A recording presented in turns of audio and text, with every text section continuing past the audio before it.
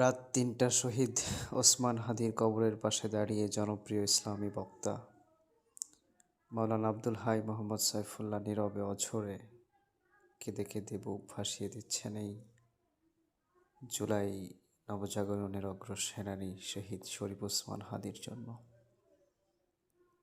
Actually শরীফ ওসমান হাদির জন্য সকল শ্রেণী পেশার মানুষের মধ্যে এক আবেগঘন পরিবেশের সৃষ্টি হয়েছে।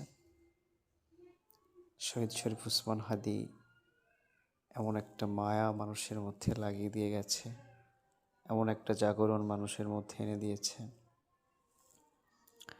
যেটা মানুষকে চোখের জল ফেলাতে বাধ্য করছে।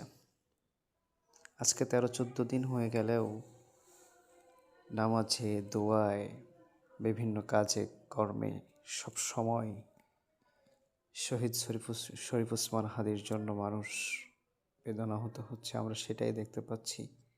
মাহফিল করে ফেরার পথে টিএসসিতে থেমে জাতীয় কবি কাজী নজরুল ইসলামের পাশে শুয়ে থাকা শরীফ ওসমান হাদির জন্য দোয়া করে অঝরে কাঁদলেন মাওলানা